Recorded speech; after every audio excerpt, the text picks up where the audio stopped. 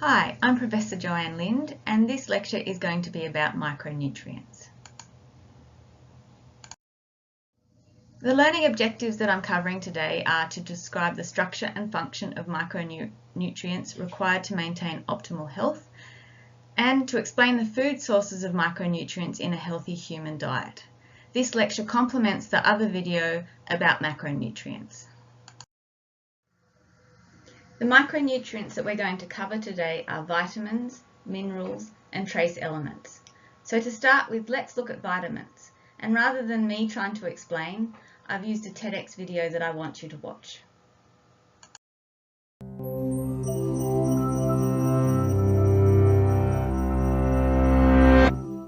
A, C, E, D, B, K.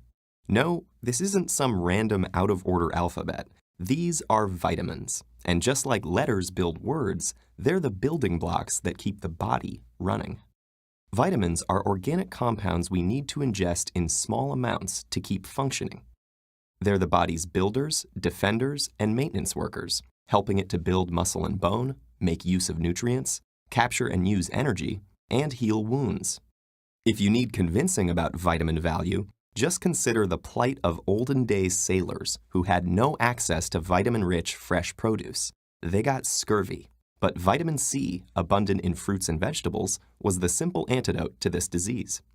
While bacteria, fungi, and plants produce their own vitamins, our bodies can't, so we have to get them from other sources. So how does the body get vitamins from out there into here? That's dependent on the form these compounds take. Vitamins come in two types: lipid-soluble and water-soluble, and the difference between them determines how the body transports and stores vitamins and gets rid of the excess. The water-solubles are vitamin C and B complex vitamins that are made up of 8 different types that each do something unique. These are dissolved in the watery parts of fruits, vegetables, and grains, meaning their passage through the body is relatively straightforward. Once inside the system, these foods are digested, and the vitamins within them are taken up directly by the bloodstream. Because blood plasma is water-based, water-soluble vitamins C and B have their transport cut out for them and can move around freely within the body. For lipid-soluble vitamins, dissolved in fat and found in foods like dairy, butter, and oils, this trip into the blood is a little more adventurous. These vitamins make it through the stomach and the intestine, where an acidic substance called bile flows in from the liver, breaking up the fat and preparing it for absorption through the intestinal wall. Because fat-soluble vitamins can't make use of the blood's watery nature, they need something else to move them around. And that comes from proteins that attach to the vitamins and act like couriers, transporting fat solubles into the blood and around the body. So this difference between water or fat-soluble vitamins determines how they get into the blood, but also how they're stored or ejected from the body. The system's ability to circulate water-soluble vitamins in the bloodstream so easily means that most of them can be passed out equally easily via the kidneys. Because of that, most water-soluble vitamins need to be replenished on a daily basis through the food we eat. But fat-soluble vitamins have staying power because they can be packed into the liver and in fat cells. The body treats these parts like a pantry, storing the vitamins there and rationing them out when needed, meaning we shouldn't overload on this type of vitamin because the body is generally well stocked. Once we've figured the logistics of transport and storage, the vitamins are left to do the work they came here to do in the first place. Some, like many of the B complex vitamins, make up coenzymes, whose job it is to help enzymes release the energy from food. Other B vitamins then help the body to use that energy. From vitamin C, you get the ability to fight infection and make collagen, a kind of tissue that forms bones and teeth and heals wounds. Vitamin A helps make white blood cells, key in the body's defense, helps shape bones, and improves vision by keeping the cells of the eye in check. Vitamin D gathers calcium and phosphorus so we can make bones, and vitamin E works as an antioxidant, getting rid of elements in the body that can damage cells. Finally, from vitamin K, we score the ability to clot blood, since it helps make the proteins that do this job. Without this vitamin variety, humans face deficiencies that cause a range of problems, like fatigue, nerve damage, heart disorders, or diseases like rickets and scurvy. On the other hand, too much of any vitamin can cause toxicity in the body. So there goes the myth that loading yourself with supplements is a great idea. In reality, it's all about getting the balance right and hitting that vitamin jackpot.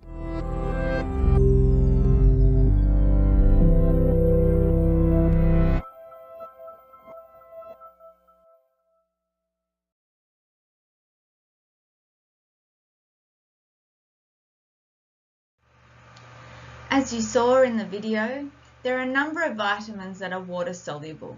These vitamins have a name that is associated with a letter and a number, such as B1 through to 12 and vitamin C, but they also have a name. For the most part, we'll refer to these vitamins using the letter and number system. Now this slide has pictures showing you where you can source each of these water soluble vitamins.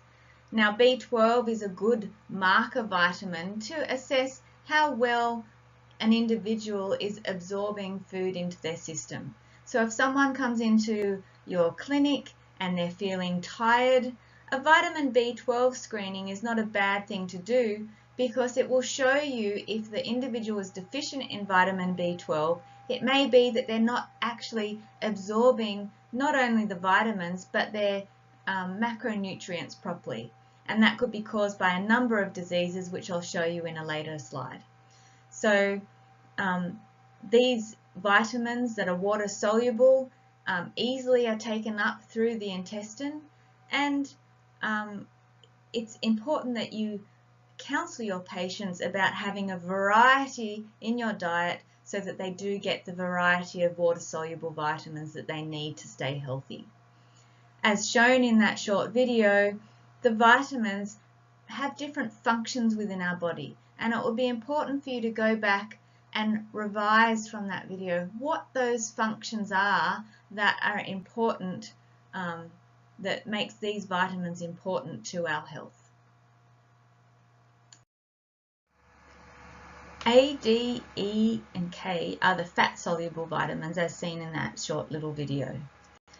Importantly, these don't only come from foods, but they come from sunlight as well, particularly vitamin D we're talking about here. So each of these vitamins are important to maintain health. If you do have a vitamin deficiency, sometimes it's linked to having fatty diarrhea, so the stools look like they're fatty and floaty, and this is because the vitamins that you get that are fat soluble are no longer passing through the intestinal system. So if you do have a vitamin A or K deficiency, it's often to do with lack of absorption of these fat soluble vitamins, and it's linked to diseases that result in foul smelling fatty stools.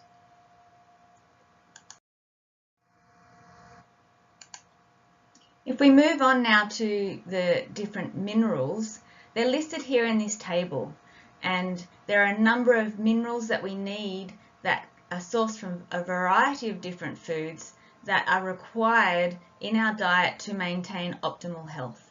Now, rather than me talking through them all, I suggest you pause the slide here for the video here for the moment and read through this slide to see where different minerals come from and why they are essential and beneficial for human health.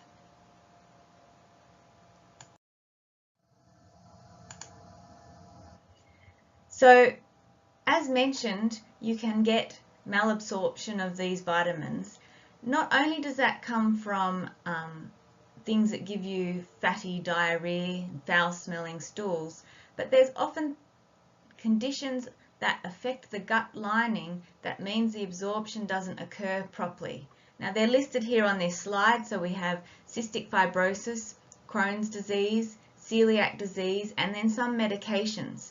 Now all of these actually have an effect on the intestinal lining as shown in this diagram here, and if you cannot absorb your nutrients, vitamins and minerals properly as a result of these diseases, then you will get the symptoms such as fatigue and other things that come with having a vitamin deficiency.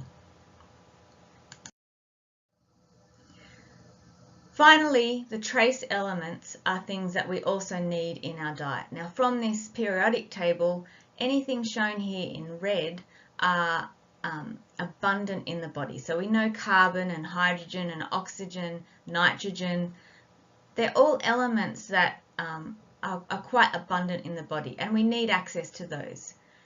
The elements shown in blue, like chloride, sodium, magnesium, calcium, potassium, they're available in our bodies to a lesser extent. So we have them, but the stores are not as great as the carbon and hydrogens. Then you'll see the trace elements, which are shown in green. So these trace elements are things that we need in small quantities, but we do need them in order to be healthy and operate our body in an optimal setting. Now, it's important that you are aware that we do need trace elements, so that people's diets need to have a variety of different food sources in it rather than being limited to the same food over and over again. And that's because we need a variety of different vitamins, minerals, and trace elements in our foods. Now that we've had an overview of macronutrients and micronutrients, I just wanted to show you how digestion occurs and the timing that relates to the different, particularly macronutrients in digestion. So to start with, you take a bite of sandwich, let's say, and you'd have a mixture of carbohydrates, fats, and proteins that would enter into your digestive system. Now, initially, those mix of macronutrients would be in your stomach. Now, the first macronutrient to be digested are the carbohydrates. As we talked about in the macronutrients video, they are easily absorbed into the bloodstream. So our carbohydrates are transported first as they're moving out of the stomach, and they're taken up into the bloods after having been broken down by an enzyme called amylase. So it breaks down those carbohydrates into individual, so disaccharides, then followed by monosaccharides such as glucose, ready to be absorbed into the bloodstream. So that's a fast-acting digestion that we know happens relatively quickly. Following that, now this is all happening at kind of the same time, but protein is the second thing that would be taken up into the bloodstream. So it's all happening in conjunction with each other, yet the carbohydrates would be taken up fastest, followed by protein. Now, in order to digest protein, we need to actually denature the proteins, and what we mean by that is take the structure of the protein and unfold it all.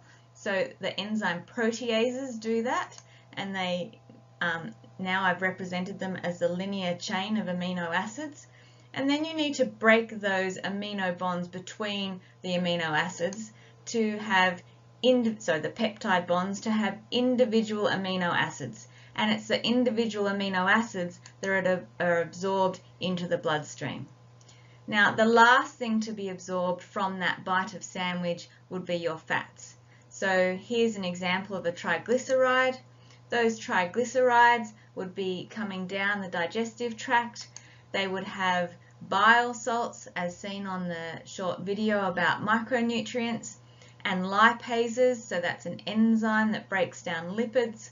So they would act on those triglycerides. And the triglycerides initially have two of the fatty acid chains removed from the triglyceride, so that you have two fatty acid chains and a monoglyceride. So those two individual fatty acid chains now can cross the intestinal lining as a fatty acid chain, and the monoglycerides can be absorbed as a monoglyceride. So the thing that takes longest to be absorbed into the through the digestive system into the bloodstream are the fats. Now, that's why it's important if you have a balanced diet, because the energy that you sustain from your food, it will last longer if you have a variety of carbohydrates, proteins, and fats in your meal. If it's all carbohydrates, it will go very quickly. If you've got fats, it will take longer to digest, and it should keep you feeling full for longer. So that's the video presentation micronutrients and a summary with our macronutrient of in digestion. So what you should have learnt about is that we have water-soluble vitamins, and you'll need to know what they are and what foods you can find them in. We have fat-soluble vitamins, and again you'll need to know which ones they are and what foods you might find those in. We have minerals and trace elements. Each of these are important in our diets. To contact me, there's my email address, and happy studying.